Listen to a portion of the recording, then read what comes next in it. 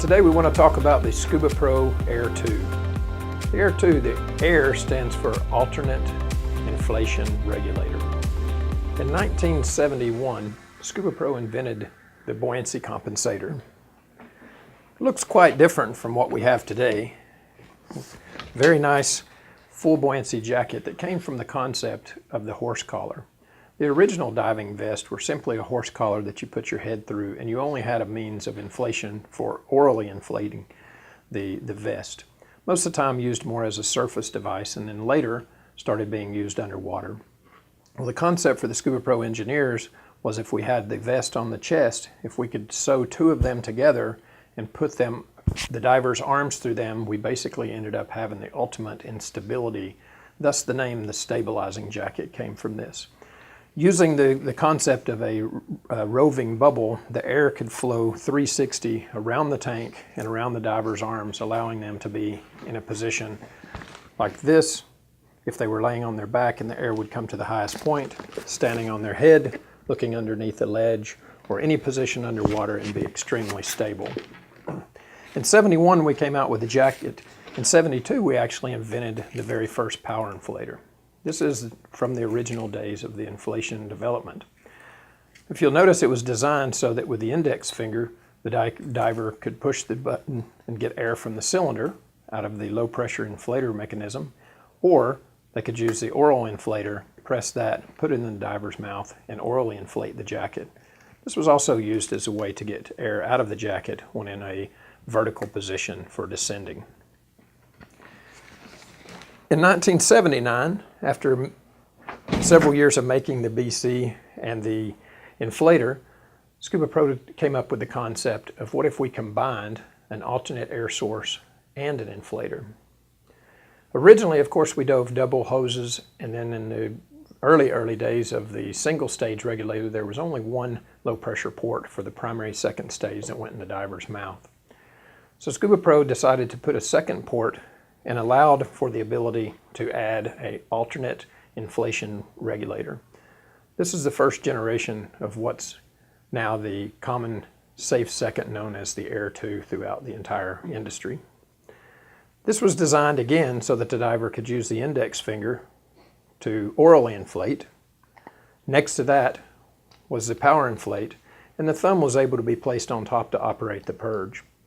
The technology at the time made it so that this was a little bit of a stiff breathing regulator, and so you could actually put it in your mouth and activate the purge in an emergency situation and get even more airflow. The concept from the early days was that the diver in a real emergency situation would most often and most likely have someone come up to them who was out of gas and simply ask for a regulator or take the regulator from the donor's mouth. Multiple advantages of donating out of the mouth. One being, you know that the person who's out of gas is immediately getting a well-breathing, good performance regulator, because most of us are always diving with a good performance regulator is what we primarily breathe off of.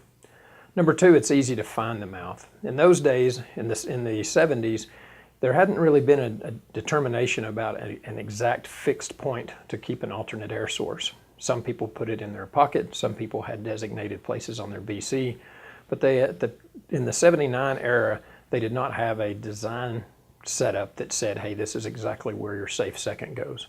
So the idea of going to the diver's mouth to get a source of regulation or source of breathing from a regulator was a natural, instinctive thing. Simultaneously, if the diver is using the inflator to control the dive, his buoyancy throughout the dive, then that means his second nature or rote learning to find the Air 2 was going to be very natural. So once he donated a regulator out of his mouth and put the Air 2 in, now he was able to control the buoyancy as well as share gas with the out-of-gas diver. Since 1979, we've had 4 additional generations of the Air 2. Like the orange classic jacket, we had the orange Air 2 in our second generation, which, as you can see, was substantially smaller and more practical in size. Then we moved into our third generation. In the 80s, we had a lot of color in the line. Colors became very popular, and this at one point was available with red or gray or some other different colors in the buttons. Then we moved into a 4th generation. Now again, we're trying to make the unit even smaller, slightly more ergonomic. We angled the mouthpiece slightly, but the overall design remained the same, with the purge on top, the button for oral inflation or deflation, and of course the power inflation button. For 2015, we've introduced our 5th generation air tube. Again, the size is fairly close to our 4th generation. However, we've done several new things with this unit. Number one is this is now a CE approved unit for being used in countries like Europe that require CE approval.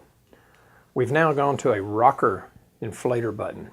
This allows it to be a little bit easier to inflate, as it's a rolling rocker versus a straight down push of the inflator button. We've contoured the oral inflation or deflation button so it's easy to use with the thumb, and we've even added a Venturi vane like on our other second stages that allows us to detune the regulator when it's not in our mouth, and then maximize the use of the Venturi initiated vacuum assist whenever we're breathing off the unit. These are the evolutions of our Air 2. Now I want to talk to you about the application of the Air 2.